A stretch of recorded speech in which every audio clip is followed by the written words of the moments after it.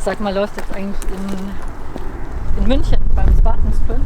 Puh, diese ganze Hindernislaufgeschichte, die ist gefühlt so weit weg gerade, weil wir einfach nur noch laufen. Ne? Und ich habe das gar nicht mehr so richtig auf dem Schirm, weil ich irgendwie das Gefühl habe, wir sind jetzt irgendwie in den Bergen unterwegs. Aber da haben wir uns ja kennengelernt. Also auf die alten Zeiten, ja, gell? eigentlich Also ich auf finde es die schon ganz alten geil, Zeiten, ja. wenn wir da laufen würden. Ja, ich finde es eigentlich auch schon ganz geil. Ich meine, es war jetzt zwar nicht München, es war Oberndorf. Was hat da eigentlich auch schon was von Bergen, ne? Das war, die sind ja auf allen Vieren hoch. Hallo, das war mein erster. Ich bin noch nie so weit gelaufen in Oberndorf und noch nie im Berglauf habe ich davor gemacht. Und das habe ich mit dir gemacht. Und es ist ja immer so, Extremsituationen schweißen einen ja zusammen. Absolut. Und wenn ich jetzt gerade hier sehe, wie wir hier den Berg hochgehen, weißt du noch, der Sandsack? Oh, boah, das war Ich glaube, da haben wir das erste Mal uns unterhalten, gell, wo wir den Sandsack getragen haben. Wann war das? 2017 dann? Ja, genau. Verrückt, echt. Jetzt ist die Frage, wer hat hier wen aufgerissen? Daran kann ich mich nicht mehr erinnern. Nee, ich mich auch nicht. Aber ich würde davon ausgehen, dass du es warst, weil ja, du mir redest. Ja, wahrscheinlich. Wahrscheinlich war ich das echt. Ja, verrückt, oder? Jetzt 5 Jahre später und wir sind immer noch hier. Ja. Aber wir haben ein ganz anderes Ziel jetzt plötzlich, ne? Und sind eigentlich gefühlt nur noch am Laufen. Was ist los? Jetzt ist es aber noch. Die guten alten Zeiten!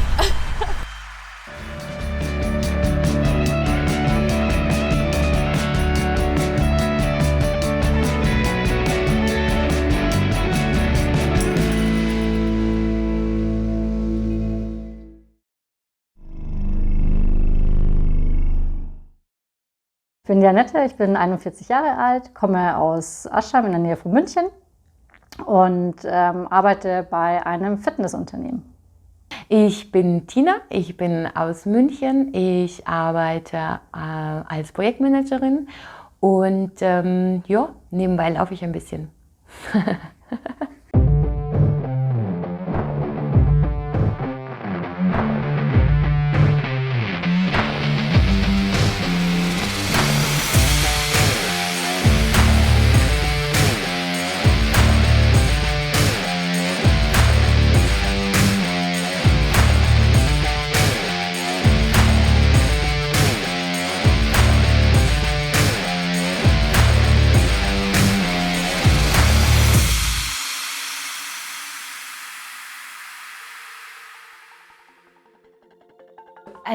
Als ich so auf dem Sofa saß und mich da angemeldet habe, da war ich mit meinem Weinchen und da ging es mir super, ging es mir blendend und ich dachte, na easy, machen wir September, klappt schon irgendwie. Und dann gab es so 2 Punkte, an denen ich wirklich dachte, oh wow. Und ich habe zu Weihnachten ein Buch bekommen über den Tar und da steht so im Vorspann, da steht drin, eines der härtesten Etappenrennen der Welt. Und da war das erste Mal, dass ich dachte, oha, also das ist not so easy. Also Tar ist der Transalpine Run. Man spricht das Englisch aus, Transalpine Run oder Transalpine Run, so wie ich es nennen würde. Man läuft über die Alpen, der Startpunkt ist in Garmisch und der Endpunkt ist in Italien. Im Schnitt so 30, 35 Kilometer pro Etappe. Das heißt, es sind insgesamt 285 Kilometer auf 16.770 Höhenmeter zu überwinden und das Ganze halt in 8 Etappen. Also ich habe 2008 mit Laufen angefangen, das war aus der Not heraus. Ich bin damals nach Spanien ausgewandert und hatte viel Zeit und wenig Geld und war eigentlich in Valencia gelandet und da gibt es dieses stillgelegte Flussbeet und dann bin ich da mit meinen Puma Speedboards bin ich da entlang getrabt. Und so fing das mit dem Laufen an, dann bin ich da auch in die richtigen Kreise gekommen, dann mal so einen 5-Kilometer-Lauf gemacht, dann irgendwann einen 10-Kilometer-Lauf und so hat sich das immer wieder gesteigert, bis ich dann irgendwann auch Marathon gelaufen bin auf der Straße und dann bin ich beruflich nach München gezogen, die Nähe zu den Bergen, auch da wieder in den richtigen Freundeskreis reingekommen und dann schwupps war ich auf den Bergen unterwegs. So. Also ich laufe jetzt auch noch nicht gar so lange, aber dafür schon von Beginn an irgendwie in den Bergen, mit Höhenmetern, mit tollen Aussichten, mit unglaublich schönen Landschaften. Wenn man oben auf dem Gipfel steht, vielleicht jeder, der es schon mal gemacht hat, weiß, wie sich das anfühlt, wie toll das ist, wenn man einfach sozusagen sein Ziel dort erreicht hat und sozusagen in die Ferne blickt, auf die Berge, auf die Seen, auf die Täler und vor allem Schön ist es, wenn man, klar, man kann das auch alleine machen, aber schöner ist, wenn man das mit Leuten teilen kann, die auch die Leidenschaft für die Berge haben. Und das ist eben beim Tar auch der Fall. Man läuft das nicht alleine, sondern man kann das nur im Team zu zweit machen. Und deswegen laufe ich das auch mit der Tina zusammen. Ja, was treibt mich an, das zu tun? Also vor allem das Erlebnis Natur. Zum einen Annette treibt mich an. Also, sie liegt mir eigentlich damit schon eine ganze Weile in den Ohren. Ich wollte mal schon vor 2 Jahren den Tar starten, aber eigentlich ist es gut, dass wir es nicht gemacht haben, weil in der Zwischenzeit, in den 2 Jahren, habe ich schon ganz viel mehr Trailerfahrung gemacht. Ich bin froh, dass es jetzt noch mal so lange gedauert hat, bis wir es jetzt tatsächlich machen, weil ich glaube, wir wären nicht vorbereitet gewesen zu einem früheren Zeitpunkt. Ich glaube, jetzt ist der perfekte Zeitpunkt dafür. Also sie treibt mich an, um die Frage zu beantworten.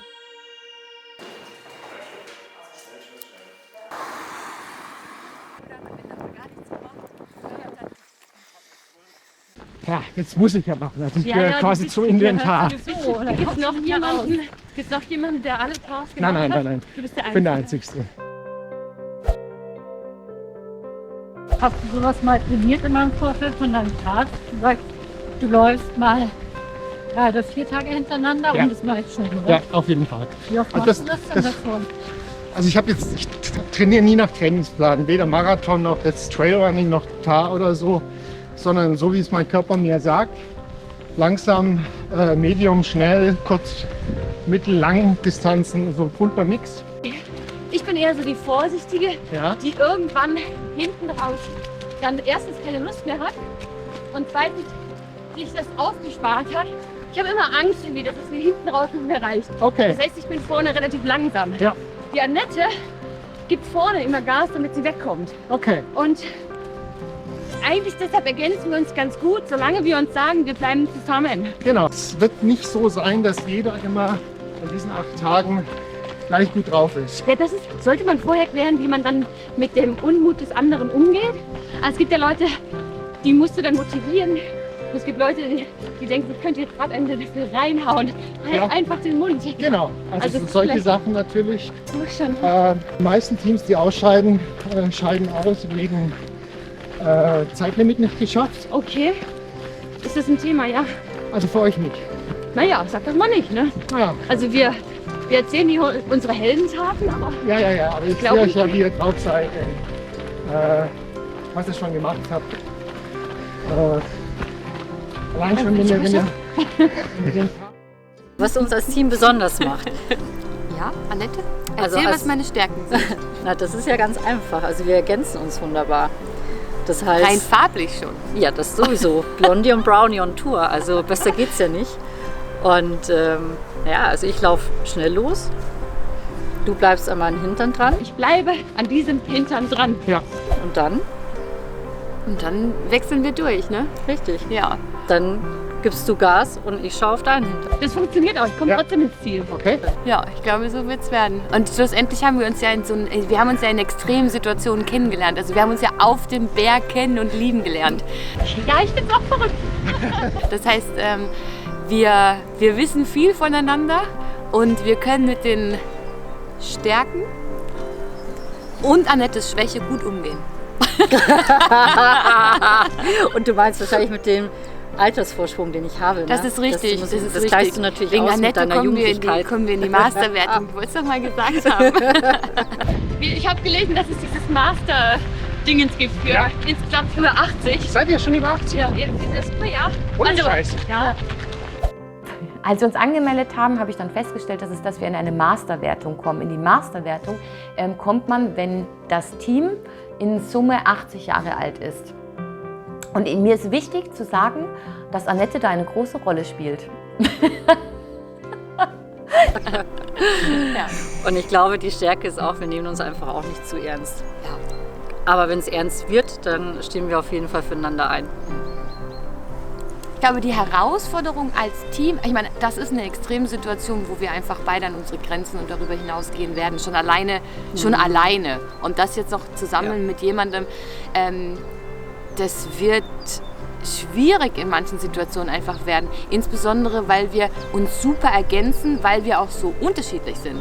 Das heißt, das, was mich dann vielleicht irgendwann in den Wahnsinn treiben kann, weil ich nicht so bin, könnte auf der anderen Seite Annette vielleicht dann auch in gewisser Hinsicht mal in den Wahnsinn treiben. Ne? Weil ich zum Beispiel eher die chaotischere bin, wenn wir das so ausdrücken wollen, oder die spontanere bin. I'm so excited and lost in hiding.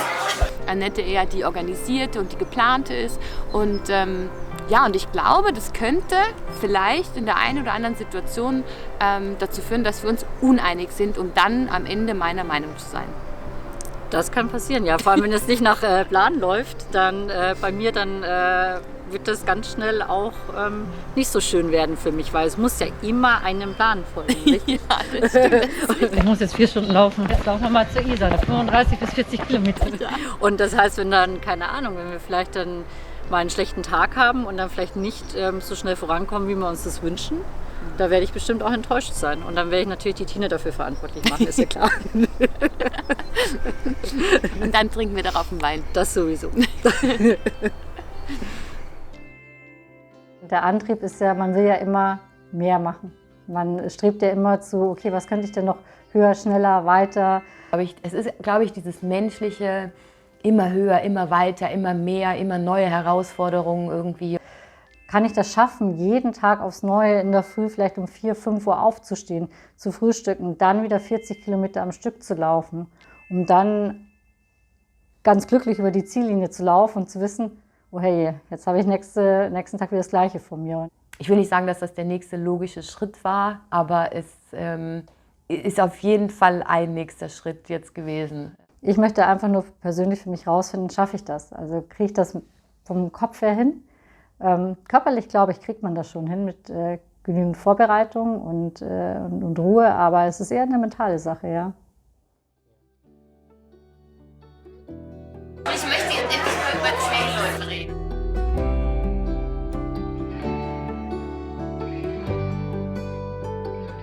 Also Laufen in den Bergen ist nochmal eine andere Sache. Ne? Wenn ich so unter der Woche im englischen Garten vor mich hintrabe, kann ich nicht sagen, dass das meine Leidenschaft ist. Aber das gibt mir einfach die Möglichkeit, viele andere Dinge ein bisschen leichter tun zu können. Dieses Freiheitsgefühl und dass du einfach draußen bist. Und es ist so einfach. Also es ist, wenn du Sport treiben willst, ist es so einfach. Und dann am Wochenende in den Bergen zu sein, ist einfach Freiheit. Also das ist einfach schön. Das kann man, glaube ich, gar nicht so richtig beschreiben, wenn man das nicht selber macht irgendwie. Diese Möglichkeit, die wir hier haben, jedes Wochenende in die Alpen zu fahren und dann, egal wie hoch der Berg ist, den auch wirklich besteigen oder belaufen zu können, das ist schon ein wirklich großes Glück. Ziehst die Schuhe an, gehst aus deiner Haustür raus und läufst einfach los. Also es ist einfach. Und wenn du dann zurück und du entdeckst vielleicht neue Wege und auch, es ist ja auch beim Trailrun genauso, dass man, ich sage ja immer, es ist kein Trailrun, wenn man sich nicht mindestens einmal verläuft. Da habe ich das erste Mal bewusst diese Distanzen niedergeschririm. Und während ich das so niedergeschrieben habe, da habe ich dann auch nochmal geschluckt und dachte, das wird echt eine Nummer. Also das waren so die Punkte, an denen ich tatsächlich auch realisiert habe, was wir da eigentlich tun werden.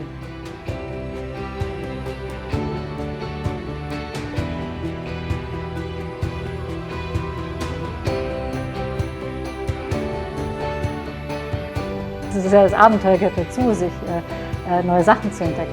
Und das würdest du vielleicht als normaler Spaziergänger oftmals gar nicht entdecken, als Autofahrer, Fahrradfahrer vielleicht auch nicht, weil du auf deinen Wegen bleibst. Als Läufer kannst du ja überall hin. Du kannst auch mal übers Gebüsch springen oder über den Fluss springen oder sonst wohin.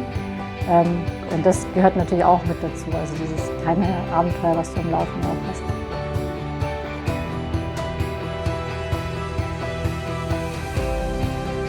Und das ist für mich der Inbegriff von Freiheit.